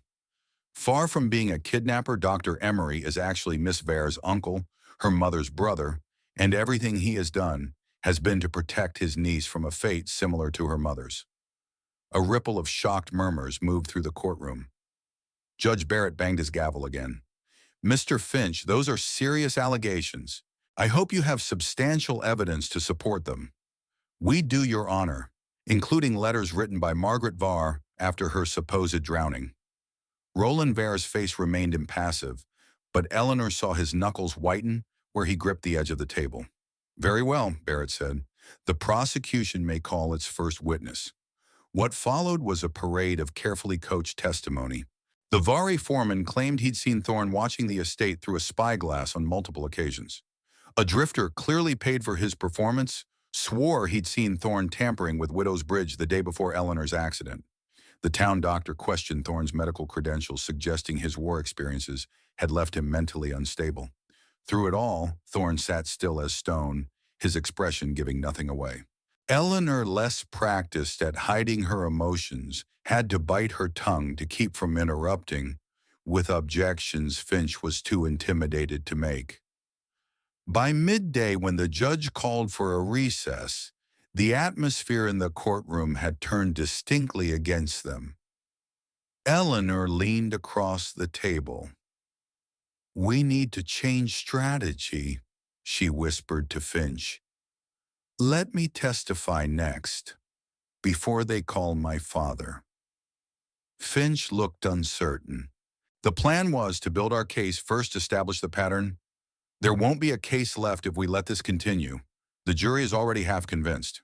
She glanced toward the prosecution table where Roland was in deep conversation with Holloway. "We need to disrupt their narrative now." After a moment's hesitation, Finch nodded. "I'll inform the judge." When proceedings resumed, the courtroom had grown even more crowded. Spectators pressed shoulder to shoulder along the walls. Judge Barrett cleared his throat. "Mr. Holloway, call your next witness." Holloway stood. "The prosecution calls Roland Vare." "Your Honor," Finch interrupted, rising quickly. "The defense requests to call its first witness out of order. Miss Vare herself has asked to testify." A murmur ran through the gallery. Barrett frowned. "This is irregular, Mr. Finch." "Whoa.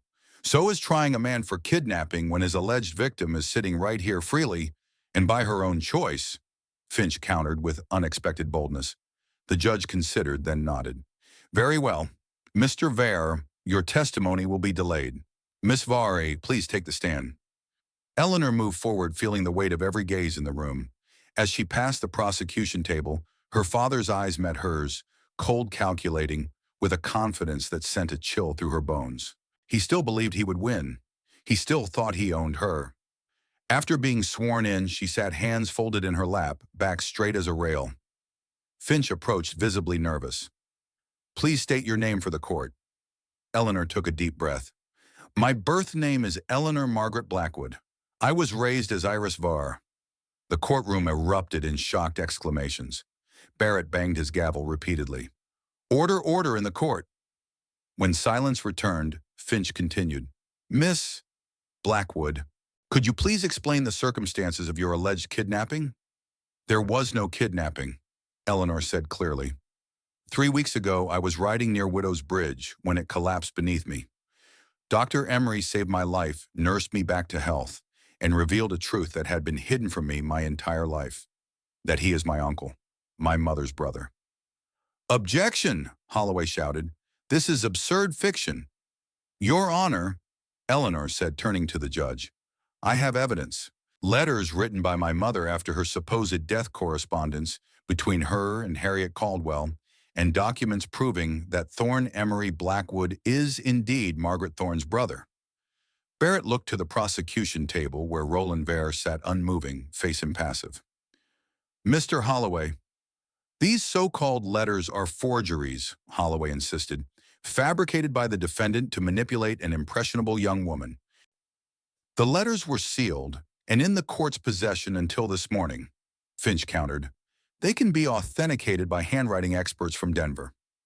Barrett hesitated, clearly torn between Vare's influence and proper procedure.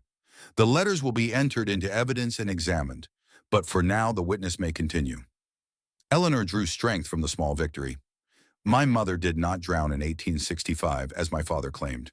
She fled an abusive marriage intending to return for me when she was safely established elsewhere. She corresponded with Harriet Caldwell for years afterward." She paused, steeling herself. "I believe my father discovered these communications and took steps to silence her permanently." The courtroom fell deathly quiet. Even Roland seemed momentarily stunned by the directness of her accusation. "That's a very serious allegation," Barrett said gravely. "Do you have evidence to support it?" "The letters stop abruptly in 1871. My mother's last correspondence indicates she was planning to return for me. She never arrived." Eleanor's voice remained steady. "Shortly after, my father made a substantial payment to a man named Cyrus Webb, a known bounty hunter, who previously worked for the Pinkerton Agency. The bank records are included in the evidence portfolio." Roland finally broke his silence. "This is outrageous. William, you can't possibly entertain these wild accusations from a girl who's clearly been corrupted by that man." He jabbed a finger toward Thorne. "Mr. Vare, you will have your opportunity to testify," Barrett warned. "Miss Blackwood, please continue." For the next hour, Eleanor laid out the evidence they'd gathered: her mother's correspondence, the financial records showing suspicious payments, affidavits from former Hawthorne servants who'd witnessed Roland's abuse, And finally, the bridge inspection report Samuel had obtained, showing that the support beams had been partially sawn through before her accident. Throughout her testimony, she felt her father's gaze boring into her. Not angry, not even concerned, simply calculating like a man considering how best to salvage damaged property. When Finch concluded his questions, Holloway approached for cross-examination, his confidence somewhat diminished but still present.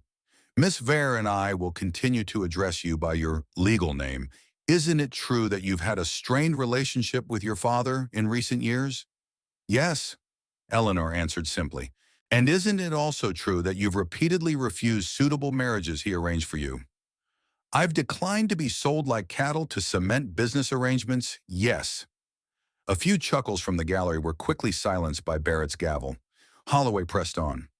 Wouldn't it be more accurate to say that you ran away to avoid an unwanted engagement, and Dr. Emery provided a convenient excuse and an elaborate story to justify your rebellion? Eleanor met his gaze steadily. No, I nearly drowned when Widow's Bridge collapsed, a bridge that had been deliberately sabotaged. Dr. Emery saved my life and showed me proof of my true identity. Proof that conveniently appeared just when you needed a reason to defy your father. Holloway's smile was condescending. Miss Vare, isn't it possible that your resentment toward your father has made you susceptible to manipulation by a man with his own grievances? Before Eleanor could answer, the courtroom doors burst open. Sheriff Walton strode in dusty from the trail, followed by a deputy leading a handcuffed man Eleanor didn't recognize. Your Honor, Walton called. I apologize for the interruption, but this can't wait. This man has information directly relevant to these proceedings. Barrett banged his gavel. Sheriff, this is most irregular. So is attempted murder and conspiracy, Your Honor. Walton pushed the prisoner forward. This is Jacob Mercer, formerly employed as a hand at Hawthorne Ranch. He's confessed to sabotaging Widow's Bridge on Roland Vare's direct orders. The courtroom exploded in exclamations. Roland shot to his feet, face flushed with rage. This is a fabrication, a desperate ploy. Mr. Mercer came forward voluntarily after fleeing to Colorado Springs? Walton continued. He's provided a sworn affidavit detailing how he was ordered to ensure the bridge would collapse when Miss Vare crossed it. Barrett struggled to restore order, banging his gavel repeatedly. This court will recess for 1 hour while I review this new evidence in my chambers. Sheriff, bring this man and his statement. Mr. Finch, Mr. Holloway, you will both join us. He pointed at Roland. Mr. Vare, you will remain in this courtroom under the bailiff's supervision. As the judge exited, chaos erupted, spectators talking excitedly, reporters scribbling furiously in notepads, deputies moving to secure Roland. Eleanor remained on the witness stand, too shocked to move. Across the room, her eyes met Thorne's. For the first time since his arrest, she saw something like hope in his expression. Samuel appeared at her side, helping her down from the stand. Sheriff Walton found him 2 days ago, he whispered. We kept it quiet until we were sure he wouldn't change his story.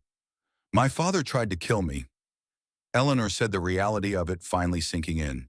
He actually tried to... Miss Vare, the cold voice stopped her mid-sentence. Despite the bailiff's presence, Roland had moved closer, his face a mask of controlled fury. A moment with my daughter. Samuel stepped between them. She has nothing to say to you. Oh, I think she does.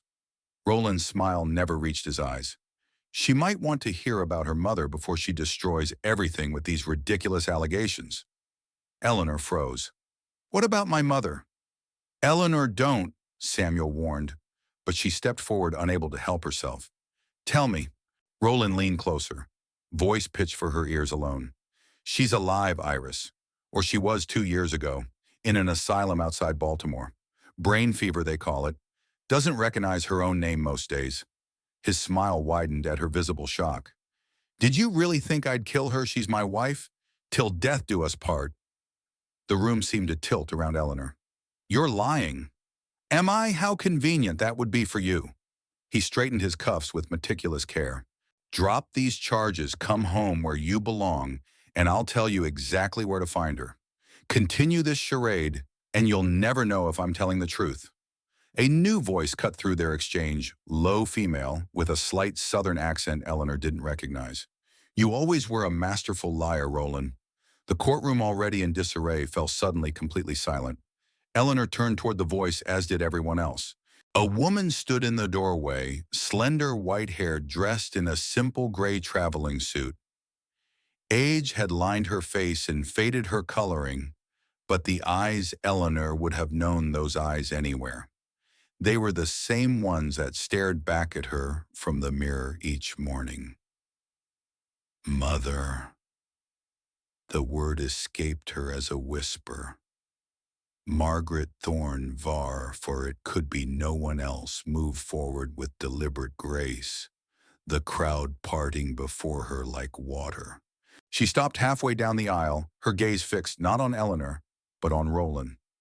"Hello, husband," she said, the word dripping with quiet venom. "Did you miss me?" Roland's face had drained of all color. For perhaps the first time in his life, he appeared genuinely speechless. Margaret turned then, her eyes finding Thorne where he sat between his guards. "Hello, little brother. I'm sorry I'm late." "Margaret!" Thorne's voice broke on the name. He started to rise but was restrained by the deputies. Finally, Margaret looked at Eleanor. 20 years of absence stretched between them, a lifetime of lost moments and unspoken words. "Eleanor," she said softly, "my brave girl." Eleanor couldn't move, couldn't speak. The courtroom, the trial, her father's threats, all of it receded as she stared at the ghost made flesh before her. Margaret took another step forward. "I think," she said, addressing the stunned bailiff, "that Judge Barrett will want to reconvene immediately. I have testimony to offer."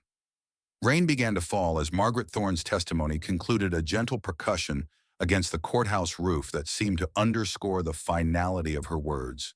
For 3 hours she had spoken, her voice steady, her recollections precise, detailing 2 decades of events the citizens of Junction Creek would discuss for generations to come. She had indeed fled Roland's abuse in 1865, staging her drowning with Harriet's help. She'd made her way east, working as a nurse, saving every penny with the intention of returning for her daughter. In 1871, she had finally gathered enough resources to do so, only to be captured by men Roland had hired to find her.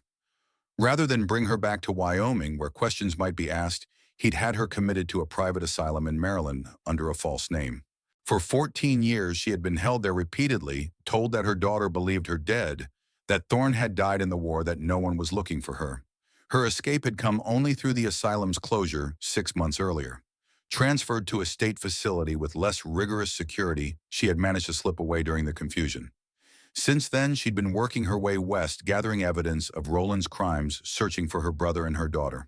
"I arrived in Junction Creek yesterday," she concluded, her hands steady in her lap despite the emotion in her voice. "I intended to go directly to my brother's home, but learned he'd been arrested. When I heard the charges, I knew I couldn't wait."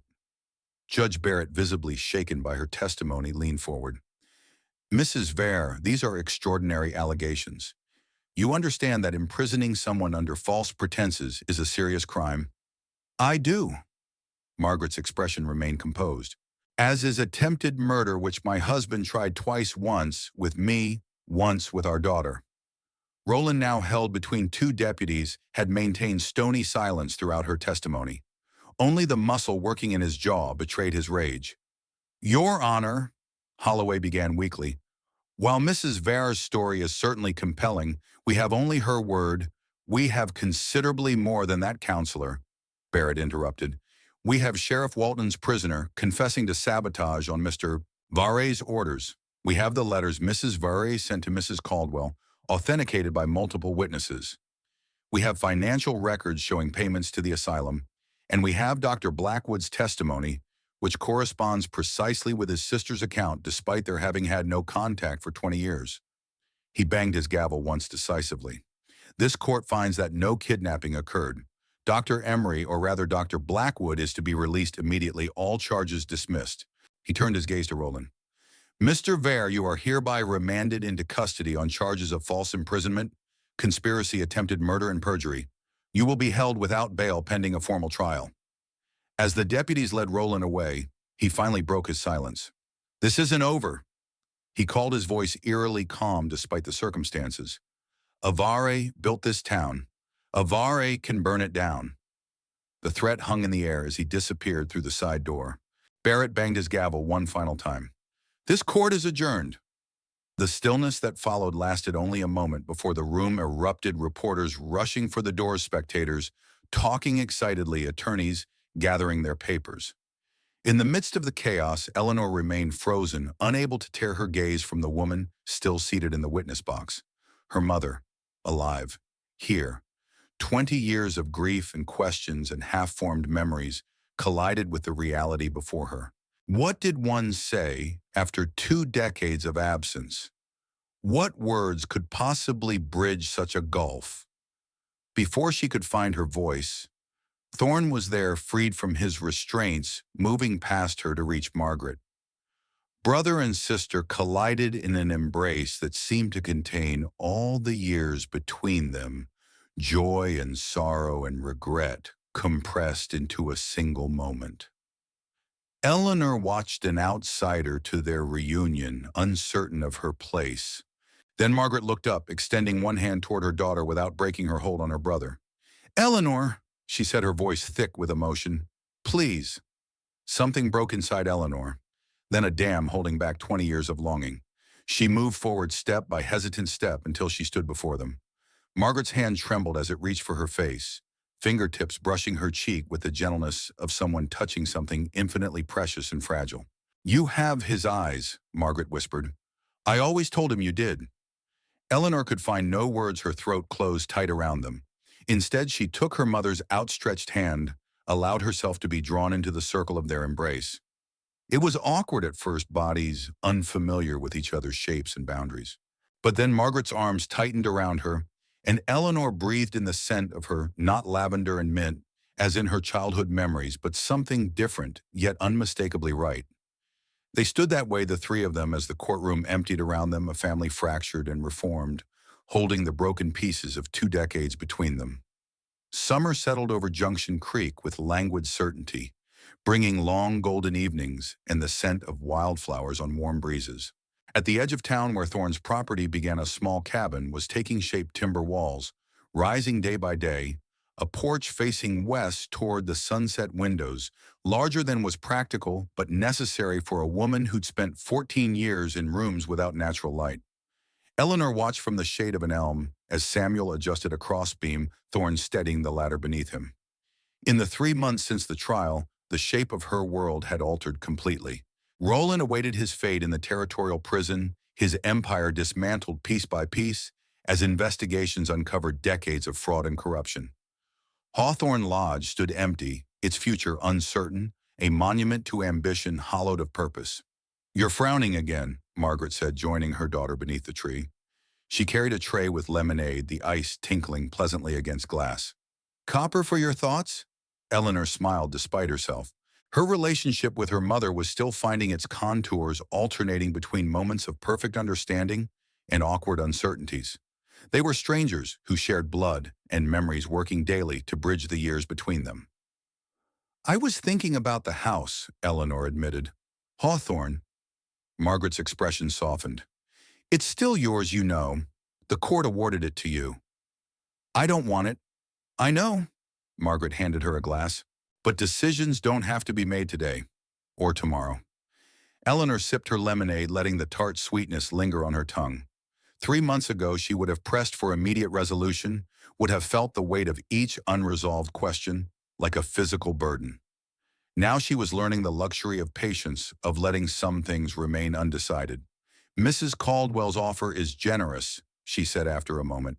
"The apartment above the store would give us independence." "It would," Margaret agreed. "But so would staying here with Thorne." She glanced toward the cabin where her brother worked, smiling fondly. "He's lost enough time with both of us." The unspoken question hung between them. What next? Where would they go from here?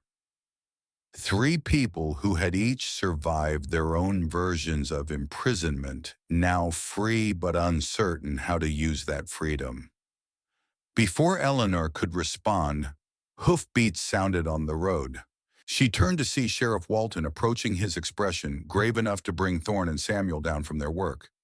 "Afternoon, ladies," Walton said, tipping his hat as he dismounted. "Doc Reynolds."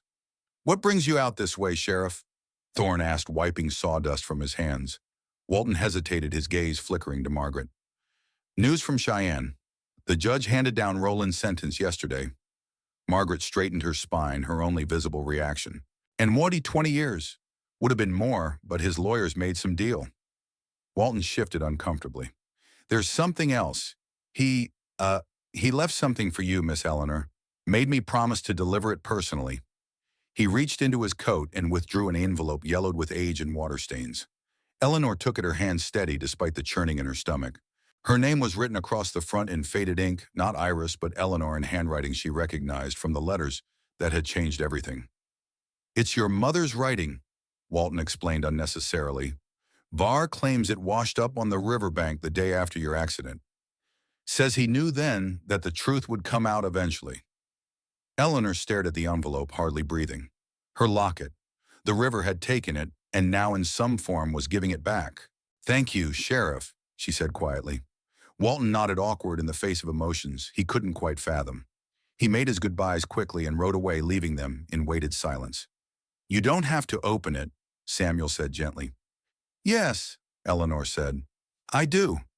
With careful fingers, she broke the seal, somehow preserved despite months in water, and withdrew a single sheet of paper. The ink had blurred in places, but the words remained legible.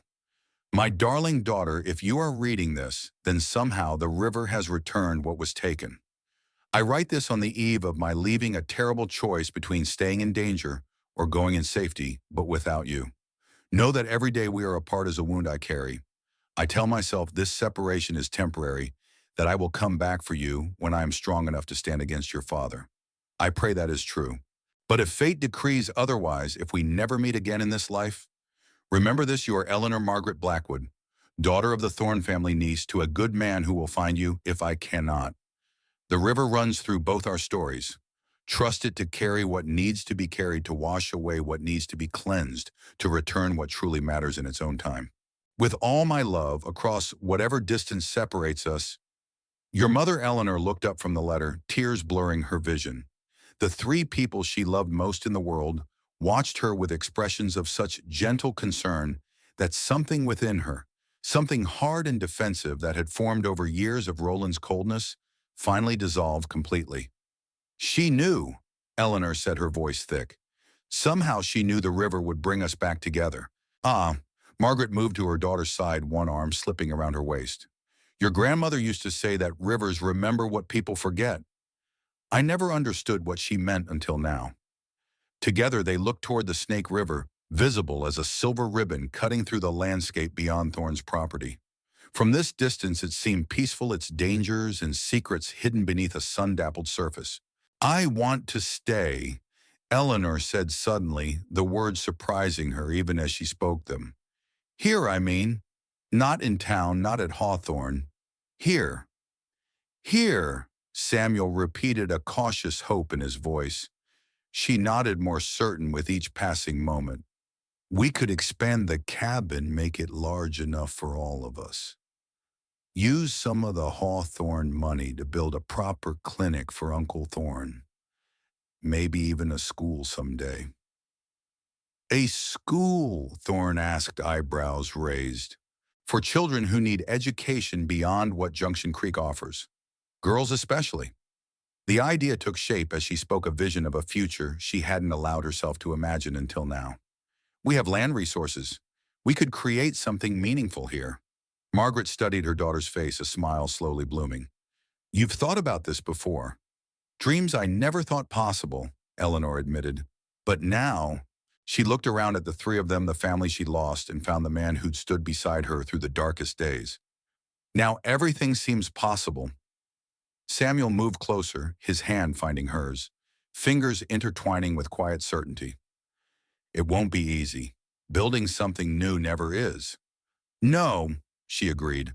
"But we've all survived worse than hard work." Thorne looked from his sister to his niece, then to the half-built cabin and the land beyond.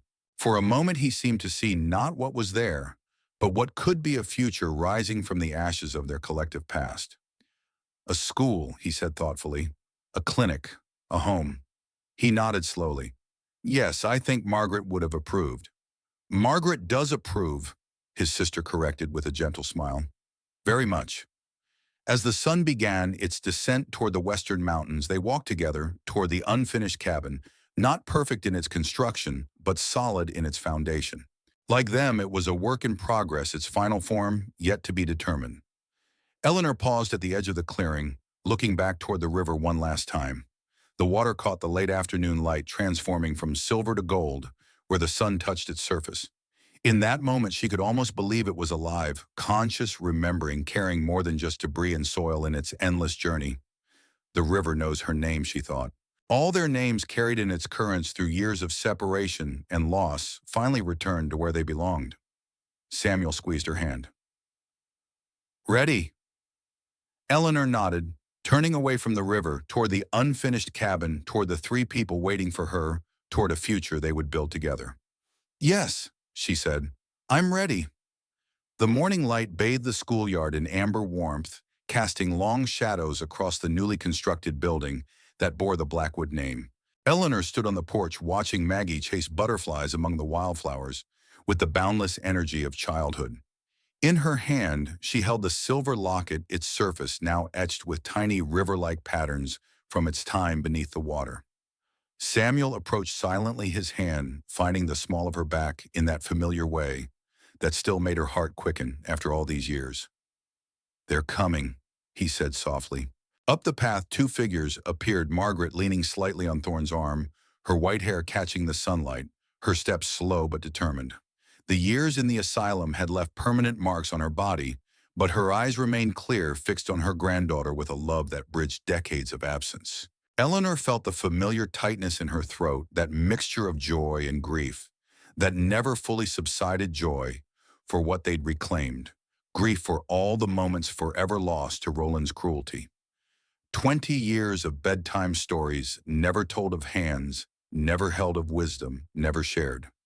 Margaret looked up, caught Eleanor's gaze, and smiled the same smile that had sustained Eleanor through faded memories and half-remembered dreams.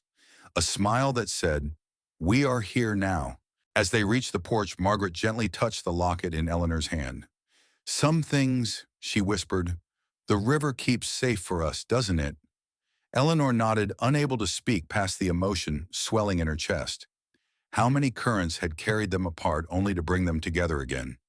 And what whispered stories did the water still hold, flowing endlessly toward horizons they would never see?